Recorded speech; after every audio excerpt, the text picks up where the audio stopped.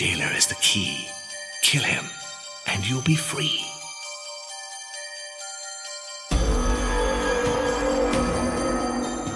Hello and welcome to this week's episode of Escape from Mount Backlog, one man's quest to defeat his game's library, FURI.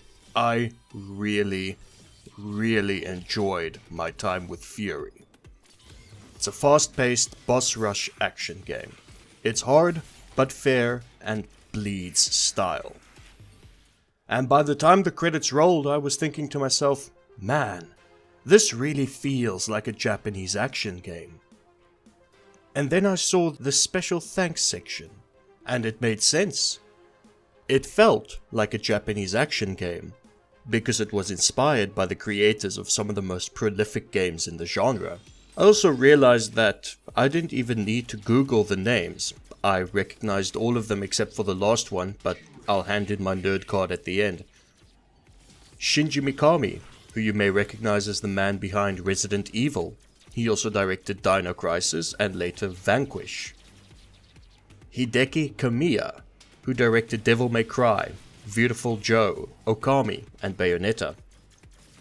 Keiji Inafune, who was a designer on all of Mega Man and had his hand in the Onimusha series. Hideo Kojima, that weird Metal Gear guy. Hidetaka Miyazaki, From Software's secret weapon behind the Dark Souls and Bloodborne games. And Genyo Takeda. He's the one I needed to Google. He's one of the lead designers of the Nintendo Wii, who famously fought against adding technical and graphical improvements to the device. He's also credited for the analog stick on the N64 controller, and I guess that worked out well for him. The game bakers also thank Platinum Games, Grasshopper Manufacture, and Treasure Company. And, well, the influence of those three studios is really felt in the presentation, control, and mechanics of FURI. I know it seems odd to put so much stock in special thanks, but if you've played any games by these studios, you'll immediately feel that in FURI. FURI, by all counts, is an homage to Japanese action games. It's a fan game. By fans, for fans.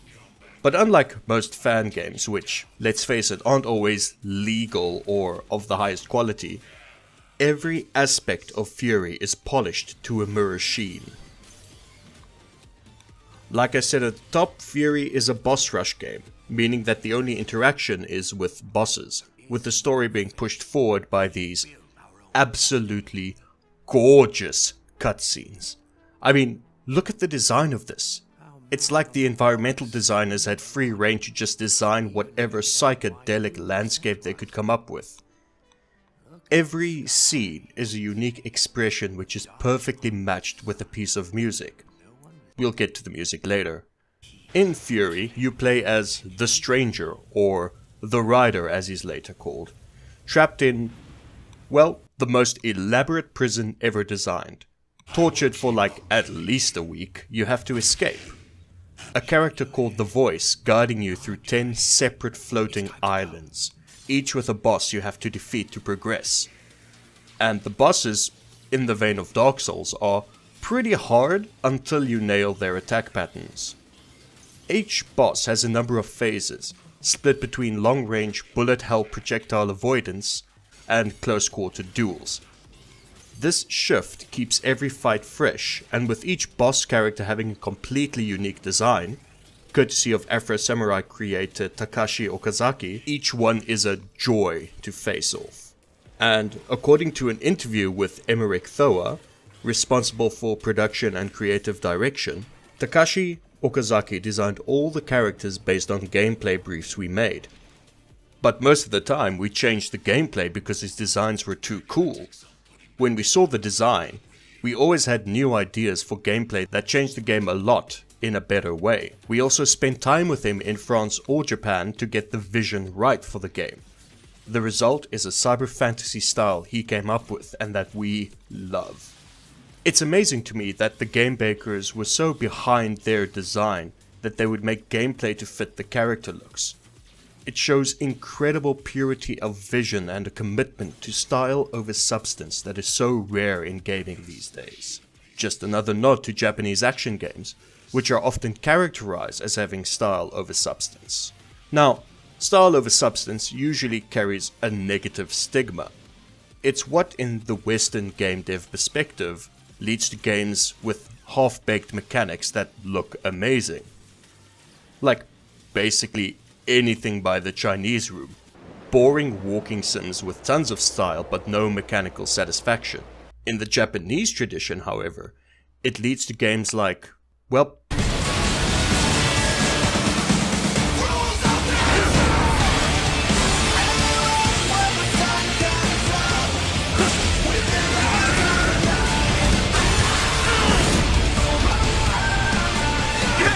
Yes! Swing it wide open!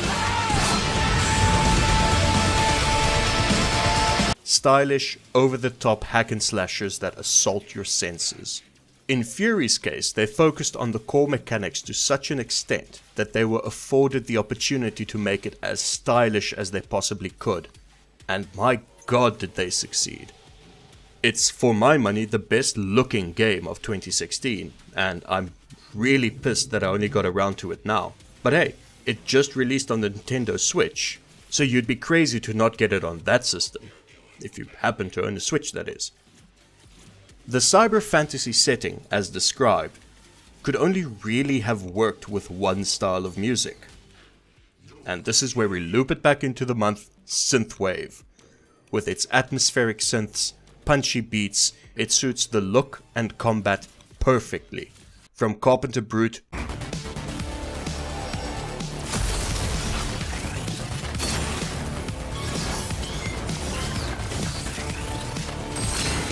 to Wave Shaper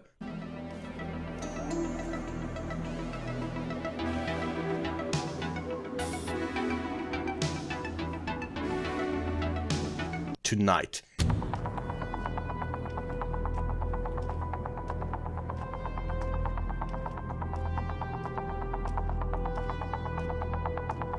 Every track was expertly matched to each section. And as an added bonus, when you pause the game, the artist's name will appear on the pause screen, which is a nice touch.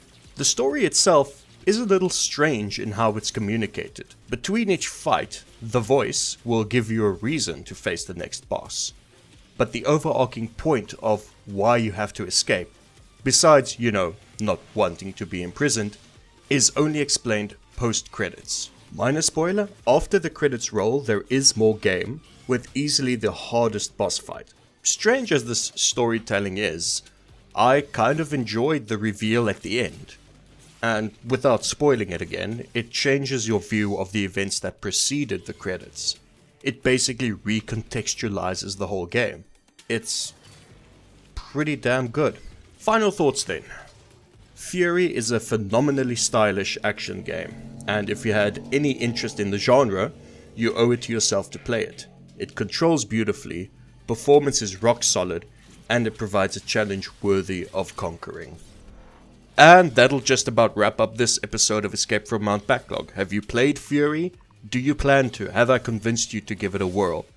And as always guys, leave a comment down below, share this video with your friends, give this video a like, and hit that notification bell icon to get notified when I make more videos. I do this weekly, but you know that by now. And tune in next week when we kick off a new themed month, which should be fun. I've already got the games lined up and I've completed most of them already just in the past month. So, see you next week. Bye.